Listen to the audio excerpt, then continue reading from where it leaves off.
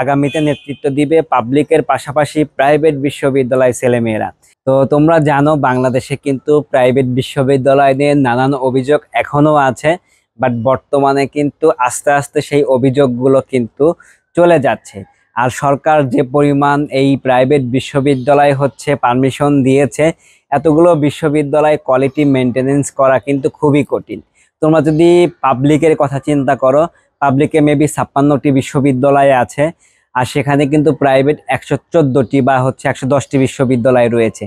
তো এতগুলো বিশ্ববিদ্যালয় প্রাইভেট হয়েছে, যেখানে পাবলিক যে বিশ্ববিদ্যালয়গুলো রয়েছে এখানে কিন্তু সবগুলো বিশ্ববিদ্যালয় কিন্তু এখনো কিন্তু ওয়ার্ল্ড কিন্তু তার র্যাঙ্কিংয়ে আসতে পারেনি, হাতে গোনা কয়েকটি বিশ্ববিদ্যালয়।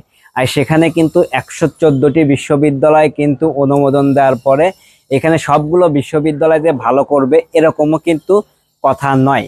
তো আমার পয়েন্ট তোমরা যারা এখনো প্রাইভেট বিশ্ববিদ্যালয়ে ভর্তি হওয়ার জন্য কনফিউশনে আছো, আমার কাছে মনে হয় প্রাইভেট বিশ্ববিদ্যালয় ভালো করছে এবং আগামীতে আরো ভালো করবে। পাবলিকের থেকে কিন্তু কিছু কিছু প্রাইভেট বিশ্ববিদ্যালয় কিন্তু র্যাঙ্কিংয়ে ভালো করছে।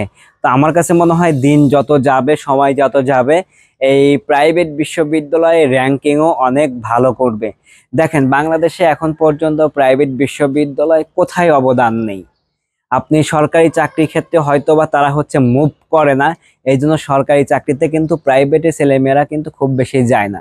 আপনি যদি হায়ার স্টাডির কথা বলেন, বিভিন্ন প্রজেক্ট বলেন, গবেষণার কথা বলেন, এখন কিন্তু কিছু ভালো ভালো বিশ্ববিদ্যালয়ের ছেলেরা অনেক ভালো করছে এবং দেশের বাইরে অনেক ছেলেমেয়েরাই কিন্তু কেরিয়ার গড়ছে। হ্যাঁ, পাবলিকেও হচ্ছে, কিন্তু আমার কাছে মনে হয় আস্তে আস্তে পাবলিক প্রাইভেটে এত ভেদাভেদ থাকবে না।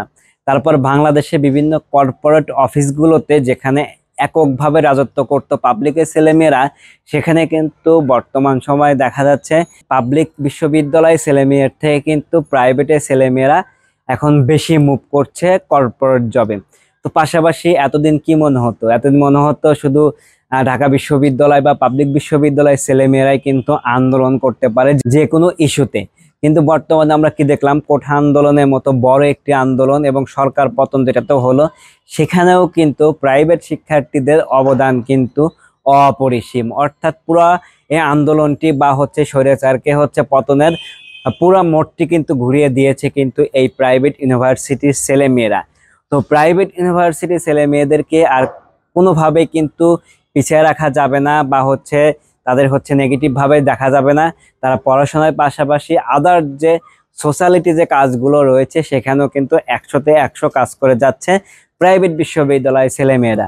তো আমি বিশ্বাস করি এটার দিন দিন আরো আগামীতে নেতৃত্ব দিবে পাবলিকের পাশাপাশি প্রাইভেট বিশ্ববিদ্যালয়ের ছেলেমেয়েরা।